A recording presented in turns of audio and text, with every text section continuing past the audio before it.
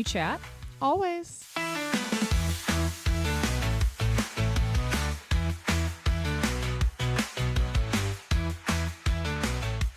Hello. Who's calling? Oh, come on. Do you have caller ID? Yes, actually. Oh, good. It's me. Oh, good. It's me. I was just going to say that when the phone rings and it says like somebody's name now, doesn't that throw you off? What do you mean when it like says? when it's like it identifies Oh, a number on the now, top. and then I'm like, am I supposed to know Carrie O'Malley? My favorite is when it says like possibly John Smith. It's like, okay, so what's the question? Like, oh, really? Did it used to be John Smith's number? Did he give this phone to someone else? Could this be John Smith? And you're like, you tell me. And it always is. Totally. It always is. The ones that annoy me is like, oh, this happened to you when you were calling the pediatrician. Numbers I actually want to come through don't. Oh. My spam filters always catch like doctors, healthcare departments, but I get like the same person calling me to refinance. Yeah, it's like it's an important number only filter. Totally. I'm like, oh. And then it'll tell you spam. Like mine says it's spam. It's like, then why is my fucking phone ringing? Then why ringing? is it fucking vibrating in my pocket? Totally. Yeah, no, I agree. How are you? I'm well. Are you feeling well? I'm feeling well. That's a lie. I'm feeling okay. Okay. That's Scale a of lie. 1 to 10. I'm feeling fine. 1 to 10, I'm like a 5. Ugh. But I think that today is I'm on so many like antibiotics and stuff that I just feel like blech. That's the technical term. Blech. Blech. Mm-hmm. So my upper respiratory issues took a turn. Yeah, why don't you fill everyone in? So we went to the ER on Thursday, and I would actually love to disparage an ER because like I feel like they're notoriously places you go to wait for hours and hours, but I had a really nice ER experience. We went at like 5 a.m. I was unable to breathe, so they were like, yeah, we're definitely going to move you to the front of the line. And that got me right VIP treatment. If you are wanting the VIP red carpet at the ER, chest pain, trouble breathing, they're like, this way. Yeah. Hey, anyone who's maybe about to drop dead, front of the line. Front of the line. They're good about that. So we got whisked to the back where I had a very sweet nurse who did not know how to do an IV. So that was difficult because the people pleaser in me didn't want to make her feel bad, but I was in pain. Is she just like stabbing you in the arm? Repeatedly. And then she keeps saying, I don't know what's wrong with this needle, which is not a comforting phrase. What's wrong with this needle? Like when someone is pushing a needle into your vein and they keep saying, I don't know what's wrong with this needle. It's like you guys are shooting meth. I was like, I don't either though. Like, I don't know what's wrong with the needle. You're either. the expert in the room. Like, I got to tell you, I don't know either. So, but like, I kept being like, it's okay. Like, don't worry. It's just like, I feel terrible. And Tyler was like, yeah, you should. But I was like, no, it's totally fine. So had a bunch of tests there. We're there for hours. The doctor comes in. She's like, something is definitely wrong. Like, I can hear it. You can't stop coughing. I don't know what it is, which is also not what you want to hear. No. But she had some great referrals for me. She was like, you need to go to an ENT and a pulmonologist. Both. She said, hedge your bets in this amazing healthcare system that we have going on in the US. She was like, could take you months to get in with someone. Mm-hmm. And I was like, yes, more good news. So I was pretty So down. hopefully you don't need to be able to take a deep breath for the next 3 to 4 months would be fine. So I was feeling pretty down in the dumps. I was feeling discouraged. And I called our friend whose husband works at an ER and has a lot of really sweet friends who moved some stuff around and saw me on Thursday. A pulmonologist. So saved your life. That's extreme. He did not save my life, but that day he did because I really couldn't breathe. Yeah. And like, it's actually insane. And the hospital's just like, can't breathe? Why don't you head on home? They're like, well, there's nothing on this paper that says why you can't breathe. So it should be fine. Yeah. Honestly, we've crossed all of our T's. Probably in your head. Yeah, you're right. Maybe they wanted me to go to the psych ward. Anywho, so went to the pulmonologist. He ran his own test. Now at this point, I've had a CT scan, an EKG, a chest x-ray, a full blood panel. Like, sir, I'm giving you all of the information I can. They've turned you inside out. They've turned me inside out. I'm bruised on both sides from this lovely woman's needlework. IV attempts. Patchwork needlework. Mm-hmm. And he looked at my stuff for like 30 minutes and he was like, I know what's wrong with you. And we were like, really? Oh my God. Really? Tell me. I was like, what? And so he basically said it's from my asthma. It's this like heightened like sensitivity in my airway system. I'm curious if anyone else thinks so, but like I didn't realize that adults could have asthma. Yeah, you kept saying to me, it's so adults have asthma. Not many. We did the research, 30 million. What percentage was that? It was only 7%. But 7% of adults in the U.S. have asthma. It's like a childhood thing that you grow out of. It's like getting chicken pox as an adult. That is deep misinformation. Okay. I don't think I mean, people do grow out of it. Like when you called me and said, it's because of my asthma. I was like, what the hell? This bitch still has asthma? I'm so youthful. That's why. Yes, that's what it is. I'm so young. So he gave us like a very aggressive regimen of prescriptions for me to take. And I'm taking them all. We're throwing spaghetti at the wall and seeing what sticks. But he felt really confident that he can fix my upper respiratory issues, which is amazing because breathing is key. It's an important part of living. Yeah. So I feel excited. And while I still can't take a full deep breath, I see a day when I can. And that's enough for me right now. You see a deep breath at the end of this tunnel. I do, yeah. Okay, good. So I feel excited. Excited to be here. It was a journey. Thursday was terrible. Like, and I don't want to be dramatic, even though I have a flair for the dramatics. But like, I was so fucking miserable on Thursday. Like, I was like, I don't know when I'll be able to breathe normally again. Because this has been going on for 3 months. I thought you were going to say, I don't know if I can live like this. Well, I knew I could live like that, but I didn't want to. Totally. And nor should you. Nor should I.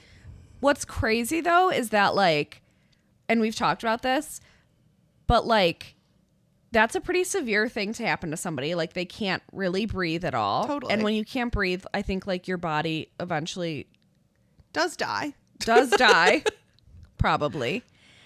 And so, like, that's an emergent thing. And when you originally went on to schedule with a pulmonologist or an ENT, you were looking at 3 months. 3 months out to see a specialist. I don't know. And that's not like unique to those specialties. That's just like in any scenario. We've heard it from a million people. But I really believe that, no offense to primary care physicians, they are now the bouncers. Like, to the clubs. They're not the bartenders. They are not the entertainment. They're not even the waitresses. Like, they are not delivering anything you want. They are saying if you can or cannot get in. No shade to primary care physicians. I don't even think it's their... Well, I am shading them a little. Oh, okay. Not like all of them, but I think like that's what the practice has turned into. Like, you go to your doctor, you get your physical. If you're great, you're great. If you're not, they're like, I think you should see. And it's like, but what do you think? Right. I am here. Why are primary care physicians not qualified enough to, like, I mean, I know there's so many things that could go wrong with the body, but like, yeah, I don't, to at least like even talk to a person on call and then they can relay that info back to you. Well, that was what was so nice is the pulmonologist, like while I'm sitting there, he literally was like, I'm going to call my friend who's an ENT and get you in. Like, you all know each other. Right. If something is like severe enough that you're referring someone out, why aren't you making a phone call that's like, hey, I have this patient. Can you just look at that and like look at the chart and see if I'm on the right track? Like, it's also like a fucking wild goose chase. Like, I've been referred to an allergist. I go to the allergist. The allergist is now looking at my chart for the first time when I'm sitting there. Why the fuck didn't you look at it? Why did I have to wait 3 months for you to look at it? Right. It took you that long just to get in so I'm that he sitting could look there at it for the first time. And the allergist is like, I don't see anything. Well, then you could have told me 3 months ago and I could have waited in a line for a different specialist. Yeah. I got in the wrong checkout line. Totally. It's like literally waiting in a checkout line, getting up there, and then realizing you don't have your credit card. Line.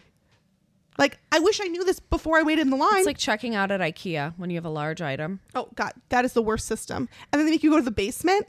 I don't want to be down here. Just give me like, my item. Yeah, you purchase something large, then you wait in a long ass line to buy it. Then you have to go to the pickup area where there's another line. Yep. Mm-hmm. No, I know. It's just like, that's so crazy. And we were saying how grateful we are that like you were able to get in to see someone, because like you would still feel the same way. I feel like shit. And the longer today. that I can't, like my chest is congested, I'm like winded. I can't do things. Like it is difficult to just like go about your day when you're like, definitely not breathing at full cylinders. Right. Here. And like other people obviously feel this way and have this and many other painful or debilitating things, and they're not able to get in to see someone. And it's like, what is going on? And then I was thinking, like, it made me think of Sex and the City. And she's like, and then I started thinking, is it the specialists or is it us? But really, I was thinking, I have a brother-in-law who's been trying to get into med school for the past couple years and cannot get in for the life of him, even though he has like so much experience. So crazy. Good MCAT score, like all these great things, and he can't get into med school. It's like the most competitive thing in the world, apparently, because like, you know, we're taking 10 med school students and that's all. And we can't get a fucking doctor to see anybody anywhere. Like maybe we need to expand our med school capacities so that more people can become doctors. Why is there such a shortage? I'm going to take it a step further. Going to med school is so fucking expensive that the like bar of entrance is you have to either have a shit ton of money or be willing to take on debilitating debt. Yes. So are there people who are qualified for this profession who just are like, nah? Probably. Yes, of course. There's tons of people. I mean, that's how it is with anything. Like there's tons of people who would be amazing at, you know, in college, but they don't go because they don't get any scholarships. Yes, for sure. But I just feel like med school, because it's, and I understand why you obviously need the education, but it's like so cost prohibitive. You make no money. They take those residents, they give them like $0. Yeah, like you have to really, it's like joining the army. No, it's like such you have a to commitment. really, and the really match want to be program. a doctor. Do you know any other profession? No. Like, why can't I go where I want to live? Why do I have to learn in Omaha? Like, oh, and you've been matched in Mobile, Alabama. It's like, it's actually crazy. It's a private institution that's just like built their own draft program. No, really. Pack your bug spray. Pack your bug spray. Like, I don't want to live there though. And like, again, I don't know. You have to like work in a hospital if you want to be a doctor. The whole system just seems like antiquated and dumb. Yeah. Like, okay, we need more pulmonology people than people who studied that, or like, don't you have to declare your third year of med school? Like, you have to declare what you want your specialty to be. Okay, so you study that for a year and then you go work in a pulmonology office for 2 years seeing patients who actually need help and wouldn't be able to get in otherwise. And I'll say it again. People don't ask us enough how to fix things. I know. Like just give us the tools. Let us fix your program. Seriously. I need someone to give me a call and we can give them some direction. Yeah, no, seriously. So my saga ended with a somewhat happy story though. So if anyone has control over all of the med schools and doctor availability, call us. Don't call us later. Call us now. Now.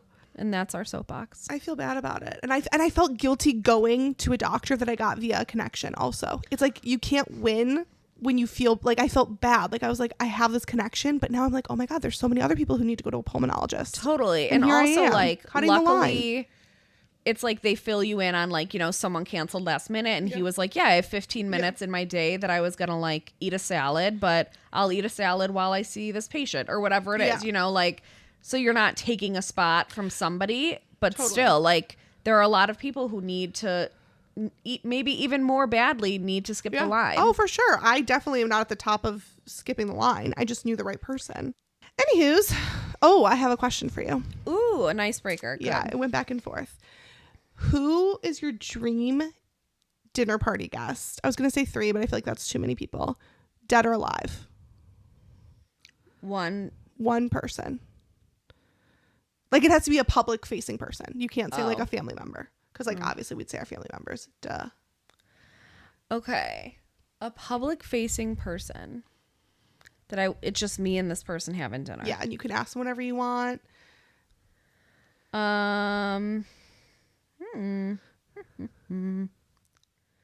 I feel like I should pick somebody dead just because like that's even more impossible. Yeah. You know, like I get that. wow, it's hard to narrow it down to one person. I thought you'd have a hard time picking one, so I didn't do 3 because originally it was 3. Oh. I just feel like there's no one that I'm like, OMG, I would just die to have dinner with this one person. Like Oprah, Oprah's good. Harriet Tubman. That's also good. Wouldn't that be an interesting dinner? That's a deep, wow, that's a good one. A deep cut? God, mine sucks now. Oh well, I'm going to keep it. Like, wow, Harriet, Mrs. Tubman.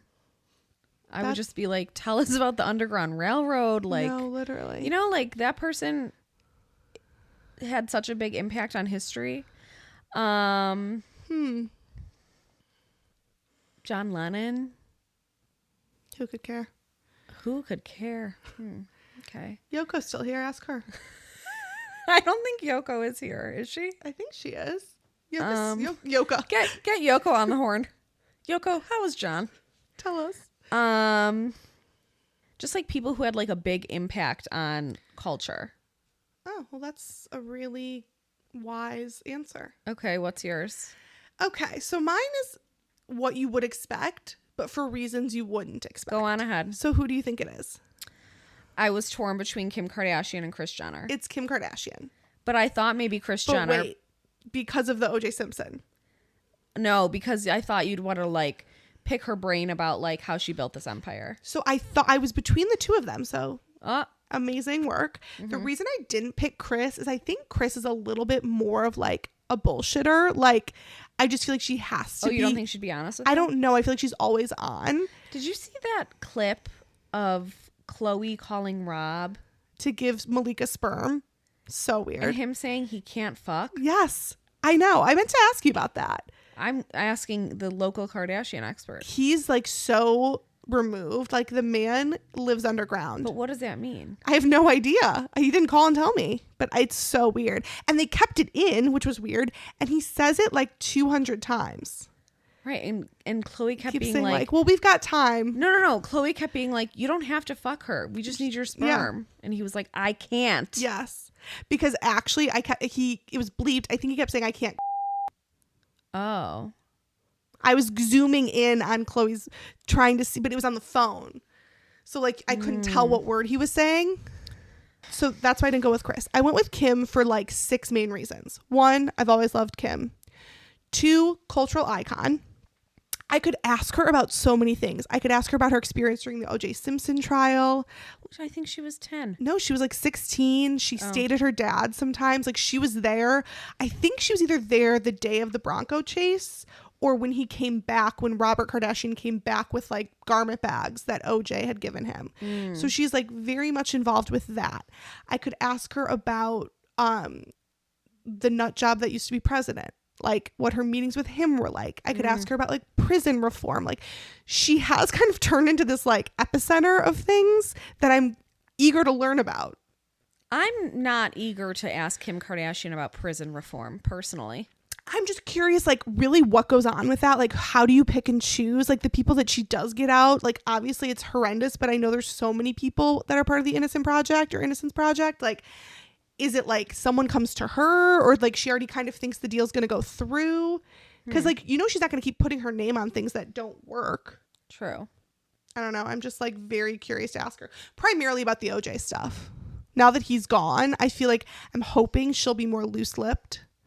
I feel like they try to distance themselves from that. Like, I mean, they're like, yeah, our dad was like, they talk more about it like through his lens. Yeah, like that he was involved in the case, but not like their experiences with OJ. Yeah, it's such a fucked Only that they called him Uncle OJ. And that Kendall's middle name is Nicole. Yeah. Like for Nicole Brown Simpson. Speaking of cases. Oh. Were you following that case? I absolutely am. And what case is that? It's not even a case. You've turned it into a case. Well, it's not a case anymore. I was so sure. So let me back up. Amber Portwood, who we are the last two fans of Teen Mom on the planet. Really, literally.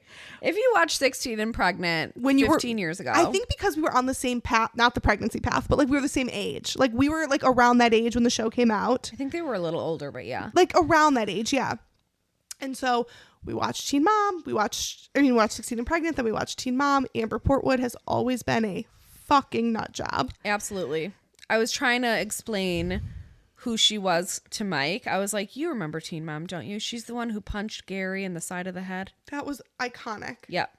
In the worst way. Like, she's unwell. Yeah, they were so toxic. So, I believe it's not her fourth fiance went missing last week. Mm-hmm. And when I tell you how much I would have bet that she killed him, I would have lost it all. But I was so sure that woman killed him. You, and so was Gary. Gary was too. Her baby daddy literally like tagged Carol Baskin, but the man just resurfaced. It's closed. Has more come out? It's officially, the case is closed. Oh, he's been I'm found. here. Yeah, like I don't know what he said, but let me find the statement really quick. What's weird is that it was like 2 days after they announced like publicly that they were engaged. So like weird. No one even knew Amber was dating anyone or cared. Mostly cared. No one cared. I guess if you follow her on Instagram, but like I think you just get that update through watching the show. Yeah. Which I also haven't watched in a while. I know. We should do with like a reunion, like a what's that called? Marathon. Amber Portwood's fiance, Gary Waite, has been found after a multi-day search. On Friday, the Bryson City Police Department revealed on Facebook that Waite was located and the case was officially closed. However, they did not share any additional information. You're going to need to say more, guys. Totally. Gary, Amber, Bryson City Police. Has Amber said anything? No. And she was like everywhere. Like she was like on YouTube channels crying, like we have to find him. Talk about someone who's mentally ill. I mean, you almost have to feel bad for her, unless she killed her fiance and then. Nah, I would feel bad for her, except I see the way she interacts with her kid on TV, and then I don't feel so bad. Yeah, monster vibes. It's just like, didn't you say something about how like she had said? Yes. Oh my God. Yeah, there was a clip that resurfaced that was like her and Matt, who was like vintage fiance, so like 2 fiancés ago, they were fighting, and he was like, I'm gonna paraphrase, but he basically was like, one day you're gonna kill someone and people will really know who you are. And then rather than her responding and being like, that's crazy, that's ridiculous, oh what my are you God, talking about? She was like, the reason I get so crazy is because of your lies. And it was like, that's not a response to someone thinking that I killed you, it's because of your lies. Like, that's actually not the response to someone accusing you of being a potential murderer, Amber. Huh? Yeah, that you were so sure. I think it was like Friday where I was you were certain. like, I would have bet it all. Yeah, you were like, he's been missing for days and she absolutely killed this man. I mean, it usually is the partner, and when the partner is Amber, it's 1 + 1 = 2. But in this case, 1 + 1 = 4. It equaled him in a Verizon store, buying a new phone, hopefully to like never talk to her again.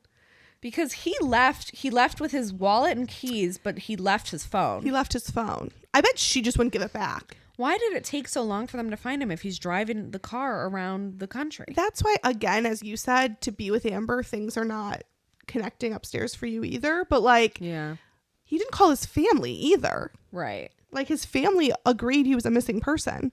Like, well, the family was like, yeah, I mean, I guess I should say Amber said they hadn't spoken to him. Maybe they were just lying. Right. Maybe he was scared of Amber and he was like, you don't fucking tell a thing. Yeah. iPhones are expensive. That's how crazy she is. He just left it. He was like, fuck this phone. He's like, I still got a payment plan for it. I'm here to dish out another $1,200 on a new phone. I will keep paying on the old one and I will get a new phone. That is how bad this relationship is. No, really. Huh. I mean, you'd have to really like to not. That's how crazy she really is, because like he could have just broken up with her and then gone about his day. Yeah. But instead he was like, and I'm going to have to go missing now. Yes. Yeah. It's the only logical next step. Weren't they staying in like a hotel or something in North Carolina? Yeah, for a wedding. Like he woke up the next morning and was like, my options are limited.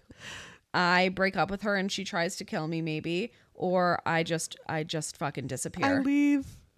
I Gone Girl the shit out of her. She got Gone Girled. Forget my pets. No. Forget my family. He's like, Gary who? Yeah. Larry. I'm Larry now. Larry Sate.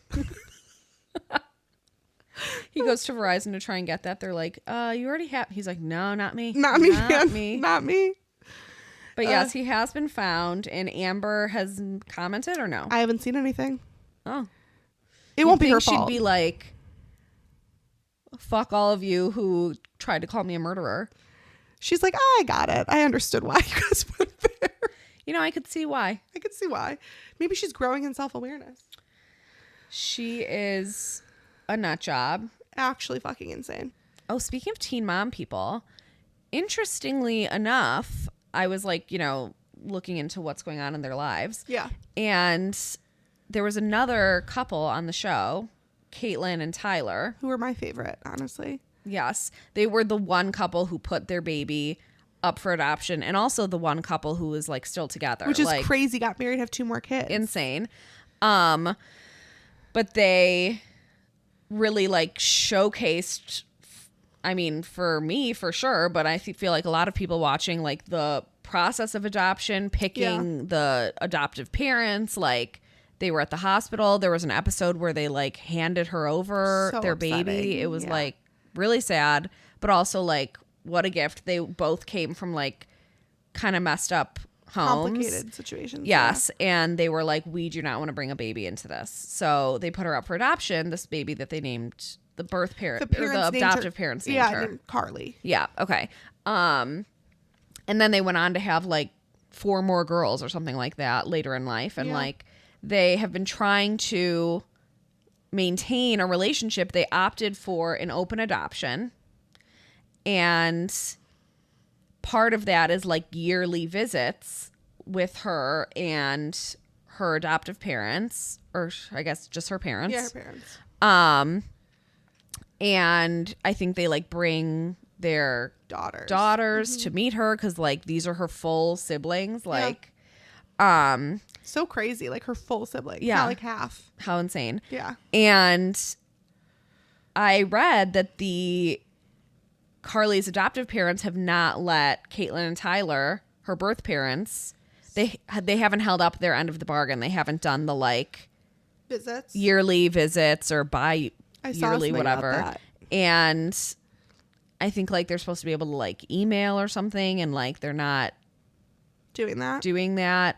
So they're saying, her adoptive parents are saying that it's like because of the show, they don't want to whatever, like they're working out a plan that'll work for them. Meanwhile, I think it's been like 3 years since they've seen her. So sad. And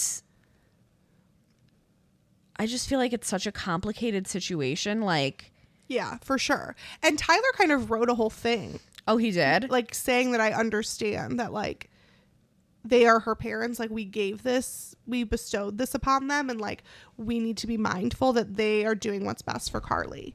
And like it doesn't change how much it hurts us, but we also know that like this is the choice that we made. It was very much like, I get it. Like this is a really complicated situation.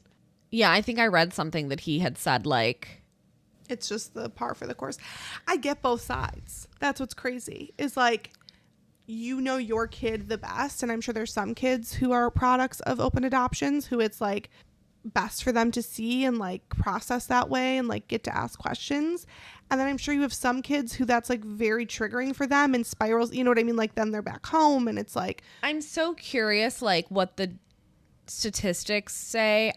I would assume that the data says open adoptions are like there's more success and like happiness for the kid in an open adoption.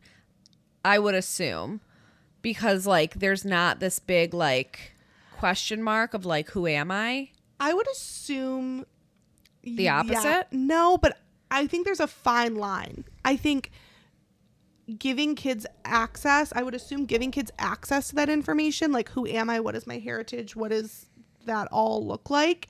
But I do think there's probably a mindfuck component to going and visiting this couple who's still together and has more children and being like the one that got given away. Totally. or like meeting with people who are seemingly like have it all together and it's like, you just didn't want me. Like, I wonder how triggering that is.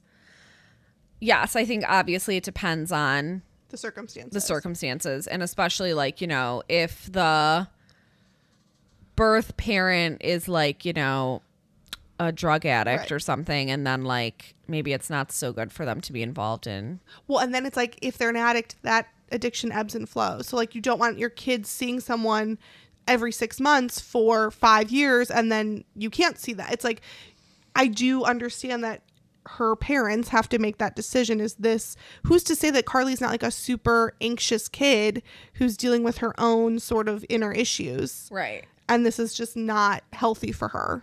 And of course it ebbs and flows on the other side. Like when you schedule for these like arranged visits, when the kid is like 1 year old and 2 years old and 3 years old, it's like, oh, cute. You know, like that's like a special time. But then like they get to be 16 and maybe they're like, I don't want to see my birth parent. Like I don't have a relationship with them. I feel uncomfortable.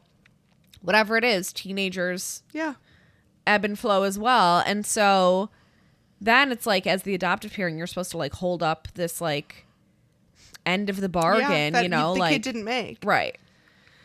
Yeah, I mean, definitely that was a really interesting avenue for the show to film because it was so different from the other ones. And I think they're still together because they gave her up for adoption. I think they would even say that. That was like a bonding experience. Well, and it like didn't put the sort of pressure that being a teen mom put different pressure on them. Right. But I do think people have this infatuation. They're trauma bonded. But I honestly feel like this infatuation, I haven't thought about it till now. Like, we aren't entitled to Carly's life. And like, I do know there was some back and forth about whether Carly should be on the show. And I kind of feel like, no. I feel like they've said like, we are happy to have our once a year visits off camera. No, I know. But I do think that would be difficult to navigate because at the time that her parents adopted her, it was a episode on an MTV maybe gonna be something show. Yeah. The concept that Caitlyn and Tyler would still be in the public eye was probably not even a glimmer of a thought. Right. So like now that like I'm sure they were like, who's even, it's like how they used to have Maid on MTV. Yeah. It'd be like if one of the people from Maid suddenly was still in the public eye 16 years later. Right. So like if you're on Maid, you're like, yeah, maybe some people will see this episode, but who the fuck cares? Right. We're like, for Carly's parents, they adopted this baby. All right, we're agreeing to be on this episode. We'll never see any of these people again. The world will go away and they'll just be normal teens who gave up their baby and we'll be parents. They were like so eager to adopt a child that they were like, oh, this couple is on a TV show. We don't care. Like, yeah. You think it's like episodic, like we'll never hear from these people. And it's like the show has its own life now. And it's like, oh, fuck. Now our baby's like in the middle of this like story for millennials that they follow. Right. Which was like probably not their plan. I just think it's like, it's just so complicated. Like with adoption, I feel like both sides feel some sort of entitlement to that child. Like adoptive parents hopefully feel like the child is their own. Yeah. And birth parents, even if they give them up for adoption, probably feel like the child is their own. Yeah. It's a tough sitch. And like navigating that, it's, I'm sure, a very difficult journey. I don't think it's just like you adopt a baby and go home and you're like, okay, that was done. I mean, I don't think I would ever have been able to give a child up for adoption, but I don't know if I could handle an open adoption on the other side of that. Like adopting a baby that has an open adoption or being, I would really struggle. Because I think it like appeals to your biggest fears. Yeah, like what if they end up like when you have a child the traditional way, genetically. Yeah. It's not like you're thinking like, oh, well, they'll just go get a new set of parents one day. Like, and maybe that's not even realistic. Maybe that's like a very juvenile way to think about it. But I think like the human brain is like, am I going to be competing for my child's attention and like affection? Right. And it makes parenting difficult because like you don't want to be the tough parent or the disciplinarian parent because like maybe there's a fun parent now who like doesn't have to do the heavy lifting. I think like in your like darkest concerns, maybe you feel that Oh, way. right. I'm talking about the deep, deep, deep thoughts you have. Right. That you don't say out loud. But like, if you're adopted, those are just your parents. 150%. And that might be how Carly feels. That's what I'm saying. Like, Carly might be like, these are my parents and I don't need to Like, keep I may look like these other people, but like, these are my parents. I don't know them. Yeah. And like, that should be respected. No, I agree. Just like, Tough such a. it really made me think about, because you're kind of on Caitlin and Tyler's side just because you've been following, you know, like I empathize with them. I empathize for sure. You see their side and you're like, they struggled so much and they just want a yearly visit with, and you can't even call it like their daughter. Like they just want a yearly visit with this person. Who is this to them? I've actually, interestingly, been annoyed by them a lot. Oh. Like, I empathize with them, but I oftentimes thought it felt very like juvenile. Like, it's our baby. Like, they would call their adoption person, you know, who was like a featured spotlight on the show. Yes, a whole person. Yeah. And it felt kind of like having their cake or eating their cake and having it too, sort of thing. Like, I understand this is so painful, but like, you have to acknowledge, I do think they're doing that much better now, but I think in their younger years, it was like, okay, but she's our daughter. And it's like, she's not. Right. Like, she's not she's anymore not. when you put her up for adoption. Part of that was they were just so young. Think about it like this. Okay. How would you feel if your sweet little dog, Ruby, Yeah, my little Ruby. you had to rehome her? I couldn't. Okay, but listen to me Okay. for the scenario. All right. You've gotten her as a puppy. She's your little baby. Mm-hmm. You had to rehome her because Tyler develops a severe allergy. Okay. And she starts biting him. They'll just live in separate rooms. Okay, so you're like, I have to rehome Ruby. She goes to a different family and has lived with them for like 6 years. Yeah. When you see Ruby, are you like, that's my dog? Or are you like, that's not my dog anymore? I would still feel like it's my dog. Interesting. Yeah. Also, Ruby, who's sitting right here, that would never happen to you, my sweet angel. Not to worry, Ruby. She looks really worried. She looks terrified. Dead asleep. She's like, Dad actually likes me more than you, so you would get rehomed. You'd have to get rehomed, and he'd just live here suffering through allergies. No. And I'm like, wait, why am I getting rehomed? She's like, don't ask questions. yeah, I don't know. Like, I mean, on such a small scale to even compare a dog, but like, Yeah. you know, like, you know, the dog as a puppy, like you like That's helped, my baby. You trained them, like, But that whatever, is why but then, I personally would not be capable. And I think it's incredible that there are people who give up their children for adoption because it's a necessary thing. I am not one of those strong people. But I'm saying you have to rehome her, and she's lived somewhere else in another state for 6 years, and they're coming in town, and they're like, hey, we're going to be in town if you want to meet up at the park and see Ruby. When you go to see Ruby, I don't know if I feel like that's my dog anymore. Like, I don't know this dog for the last 6 years. It's like James on Vanderpump. He got Hippie back. That was like 6 months delay. I'm just saying, it's always your little puppy. So complicated. Some other nutty things that have been going on. Yeah, what? I'm wondering if you possibly could explain this to me. Ooh, the what? story about the Southern Baptists who voted to oppose IVF. I couldn't explain it to you. I read it. Well, let me tell you Okay. what's going on. Yesterday, more than 10,000 delegates at the Southern Baptist Convention, which sounds like a party, approved a resolution condemning the use of in vitro fertilization. The measure says the fertility treatment, quote, most often engages in the destruction of embryonic human life. During the IVF process, a couple will typically choose to create multiple embryos in order to improve the chances of a successful implantation. The unused embryos are then frozen, destroyed, or donated to medical research. The resolution is not a ban and has no binding impact on families in Southern Baptist churches who are considering fertility treatments. Still, it calls on church members to advocate for the government to, quote, restrain the use of IVF. So basically it means Nothing. It's a vote for nothing.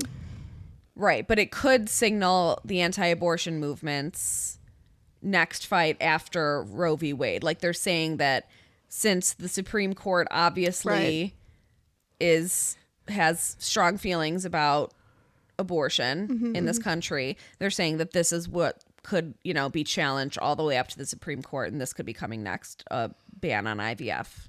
Yes, but really, like, the subtext of this is, to me, like, at their club meeting, they all were like, yeah, we don't like this. And everyone was like, yeah, we don't like it either. And they were like, okay, we're against it. I think it's more severe than a club meeting. It is and it isn't. Like, it's a club. I mean, it's a club. Like, all religions in theory are like clubs. Okay. So, like, they all got together. And they're the Southern Baptist clubs. They meet on Wednesdays. 6:00 in the cafeteria. There's Catholics cookies. meet Sunday mornings at 10. Yep. The Jewish club, Saturday. 6 p.m. Yep. Friday night. Oh, Friday nights. Yeah. So, yes, it's severe in the sense that the Jews have the right club mentality. I mean, we party. Yeah, they're like, it's 6 p.m. We're ready to throw down. Friday. Like, is it severe? For sure, because you have to take all this stuff with some credibility. Like, they're not, right. But it's not like anything they determined at this convention. But listen, it says the Southern Baptist Church has nearly 13 million members in the U.S., making it a powerful voting bloc. It could up the pressure on Republicans to act. Meanwhile, Senate Democrats are expected to force a vote on a bill that would codify the right to fertility treatments, including IVF. But what I was going to say is, like, the people who go to the club meetings are the most intense. Well, yeah, obviously. You know what I mean? So, like, I mean, I was part of a few clubs in high school, and I did not attend any meetings. Did not go. So, like, it definitely means the Southern Baptist higher ups. I don't want to go to meetings in college. I don't want to go to any meetings. You don't go to meetings now. Like, the Southern Baptist higher ups are like, we're opposed to this. You're middle of the road Southern Baptist, much like you're middle of the road Catholics, you're middle of the road. Like, it's not all Southern Baptists are going to be going to vote based on this issue. Is something to be mindful of and aware of. And, like, we need to be doing more education about what really goes on. Because I think a lot of this becomes just like scare tactics. Like, little babies are being thrown out. Like, right. That's not what's happening. But them having a convention and all saying, yeah, we're on the same page is like, okay. But they do oppose abortion. Obviously, like, yes, and like stem cell research. Like, Yeah, part of it is I that they think- don't want the embryos then like donated to science because Correct. they're like Or it's, like- destroyed. right. It's like testing on humans. Like, if IVF, which you couldn't do, but like, let's say IVF only yielded 4 embryos or like every time, and you used every single embryo, I don't think they'd have as big of an issue. It's not that they don't like IVF, it's that they don't like what happens to the discarded embryos or like matter. It doesn't value human life. Sure. That is really fucking crazy. It doesn't align with my personal Are there beliefs. not people who are Southern Baptists who have struggled to get pregnant and needed to use IVF? Like, I think it's one of two things. Either if you're truly Southern Baptist, you believe that's God's plan. Don't want to put words in their God's mouth. plan. God's plan. Again, I'm dipping into the making up what other people think pond, but I would assume Southern Baptists who are extremely devout and don't get pregnant and don't want to partake in IVF assume that's God's plan. And Southern Baptists who could be persuaded out of that and really want a baby will still get IVF. It's like with everything. Things only affect you as much as you allow them to. So, like, if you desperately want to do IVF and you're a Southern Baptist, I bet you're going to be a little less Southern Baptist that day. I'll be a little more Baptist tomorrow. Yep, I'll get back to you. Yeah, it's just so complicated and like crazy. You know what else is crazy? What else is crazy? I do have a dilemma for you. Give it to me. I'm going to try and shorten this story. Okay. But basically, this is another fun post that I read. So this girl posted and said that she's frustrated with her husband. Okay. And she doesn't know if she has a right to be or not. So she's turning to The listeners. Yeah, she's turning to the people listening to kind of weigh in.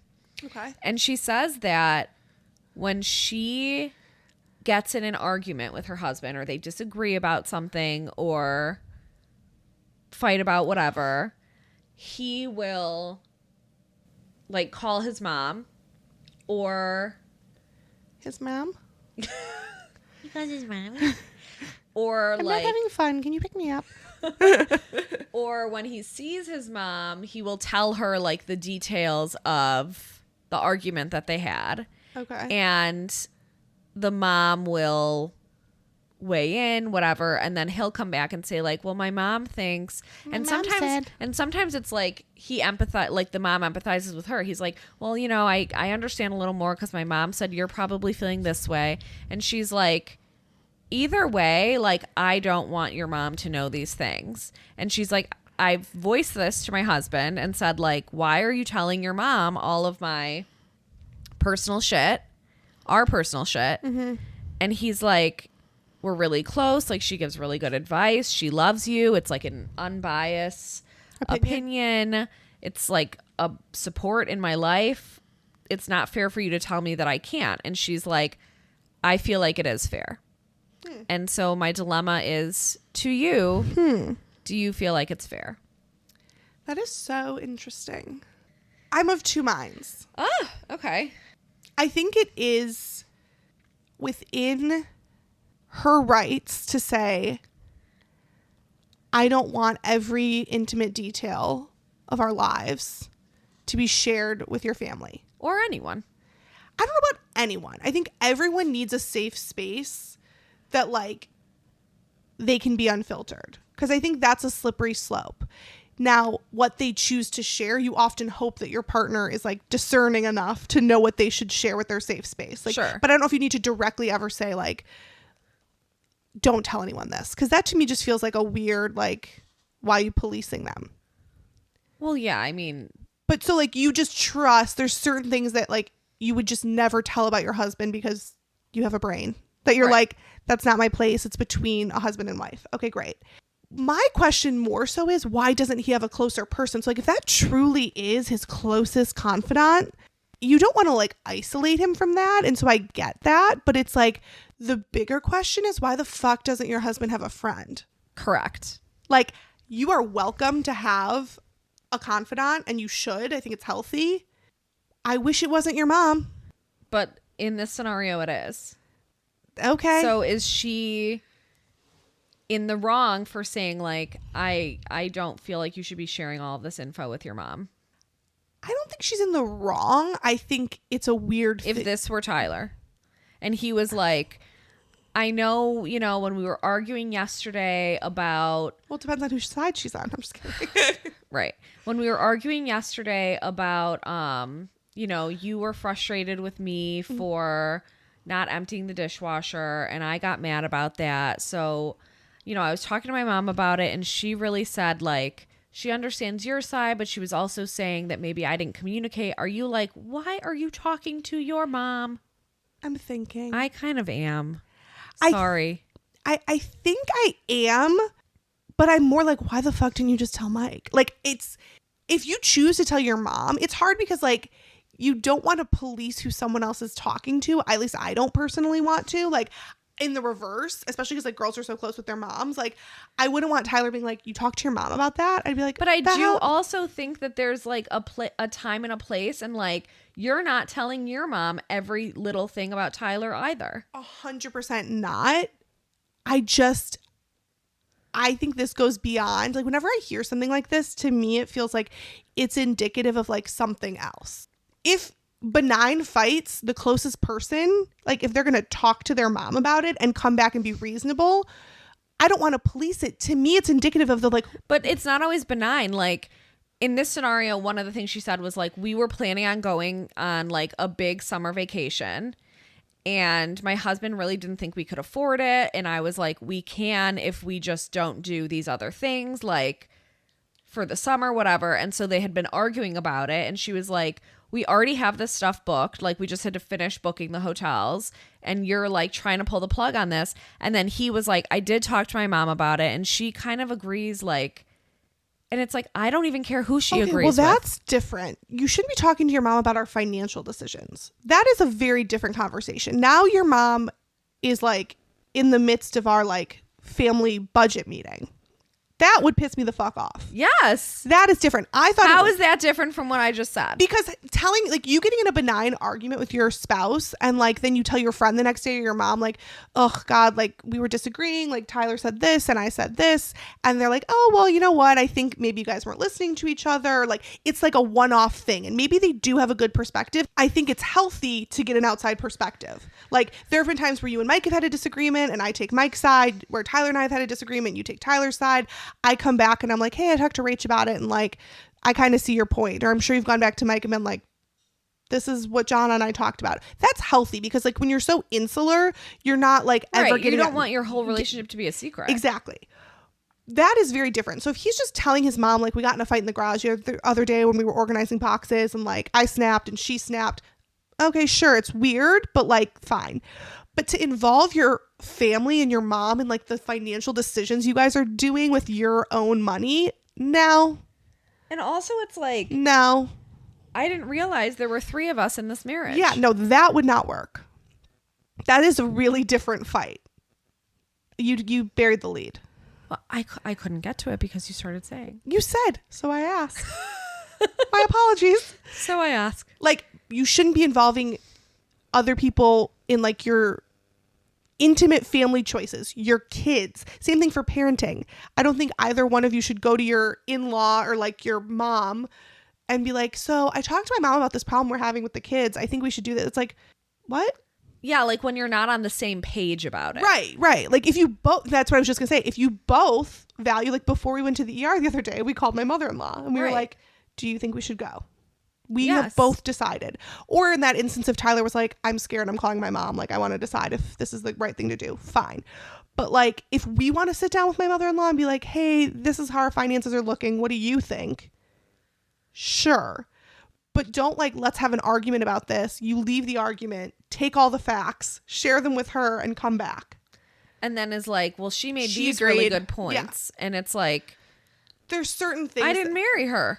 But I even mean that with like confidant sort of things. Like, oh yeah, 100%. Like anybody. Yeah, I was talking to so and so and they said this, and it's like interesting point from them. Like if you came to me and you're like, so Mike and I were talking about our money, and he said we can't afford. I'd be like, not that you would, but I'd be like, that's not really my business to decide like how you guys spend your money. Right. I mean, you'd be like, I'm sure you'd be like, okay, well, you know, it's hard for me to say because I don't know all the ins sides. and outs. Like, yeah.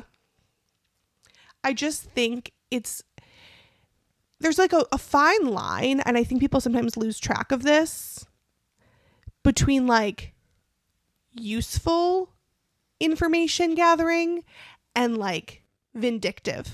You know, like coming back to the table and being like, I talked about this with other people and like, I think that this is like, I see the error of my way, or I see how something could have been perceived, and like it was useful for me to talk to someone else, and be like, I talked to 7 other people and they all agree with me. I just feel like, oh, okay. I just feel like the majority of, and the people who were commenting on this post were all like, that is so fucked up. Yeah, like, why is he talking to his mom about all this stuff? And I feel like the majority of, I guess, women would agree and say the same thing. But it's like, is it wrong? Again, you have to see what works for you. Like maybe there are some people out there who are like, no, my husband can totally talk to my mother-in-law and I talk to my mom. But I think it's the same people who tell their moms everything. Oh God. Which I hate. Like, and you know what else I hate? When your mom is like, I hate moms who don't act like moms and who act like friends.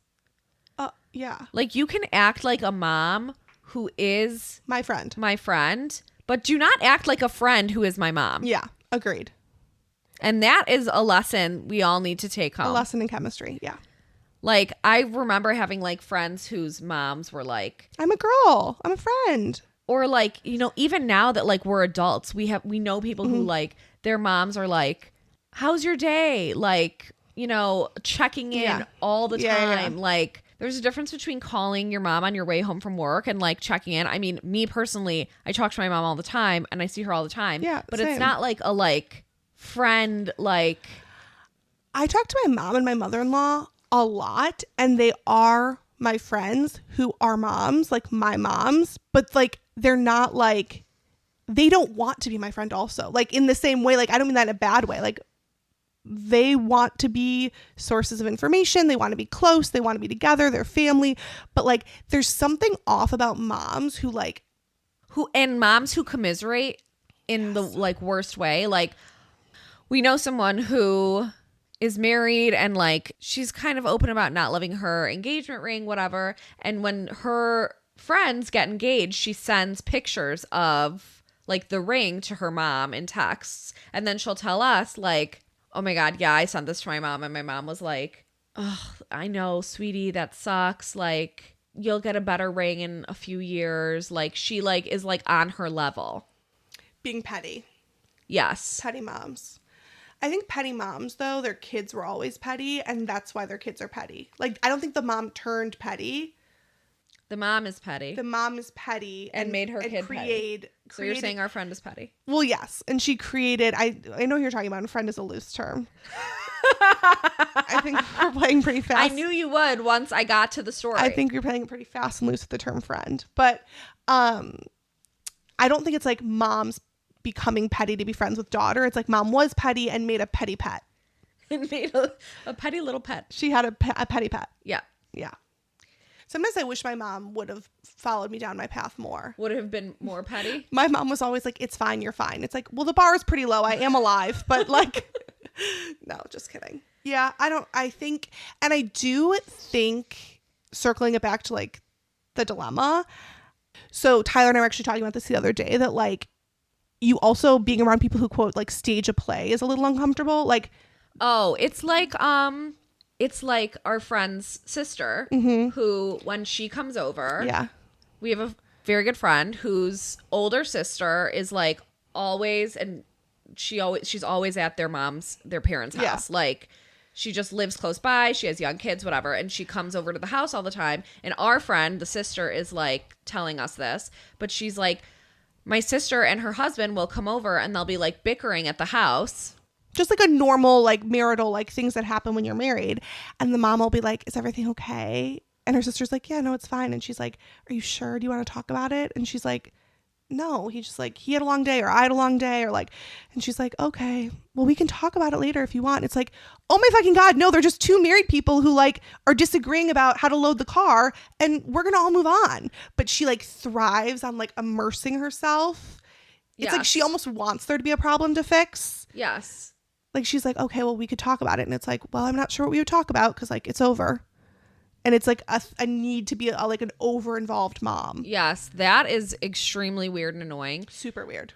A step further from that is like moms who ride the wave. Oh, like surfing moms. Yes, we had a number. We should call them that, surfers. Surfers. Mom surfers. Yes. Like, we had a number of friends, especially in college, who like they'd get so stressed about like tests or whatever, and they'd be like calling their mom, and we'd hear on speakerphone in the sorority house or whatever their mom being like, oh no, oh my God, and then what happened? Yeah, it's like holy shit, she's fine. You need someone to be like snap it back, smack you back into place. Yeah, you always snap me back. Me personally? For you personally. As your mom. As my mom. Yeah. You're like, it's fine. I'm like, you're right, it is fine. No, you would literally be like, and I'm gonna fail, and I'd be like, you're not gonna fail, shut the fuck up. We're like, okay, you're right. But like, no, those moms specifically who are like, and it's just like, I know it's so stressful hard. for you. Like, school's so hard, and it's like, okay, I don't need that. I need to be built up. You are tearing me down. Yeah. Where's your strength? I'm weak and I need someone else to be strong. We can't both be weak here. We're both going down. Moms are very important. This should be our Mother's Day episode, not our Father's Day. No, really. And who cares about dads? This is about moms. I don't even have one and I'm fine. Dad, not mom. Did you see the video that Josh Peck posted? No, what did he post? Oh, was it his mom? It's really funny because it's Father's Day. Yeah.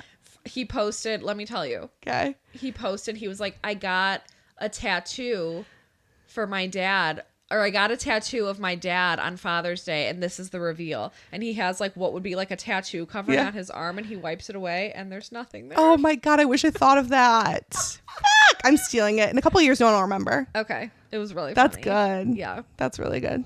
So yeah, to sum up on our dilemma. Weird. Over-involved moms in any way. And dads. If you only have a dad, don't over-involve your dad. Yep. Over-involved moms and dads of men and women. You can do too much. You are doing too much if you're Leave your over-involved. children's marriage alone. Just be a support. Totally. That's all we need from you, moms And dads. And happy Father's Day. Happy Father's Day. Happy Father's Day to your husband and your dad and my dad, wherever he is. Just kidding. Dad.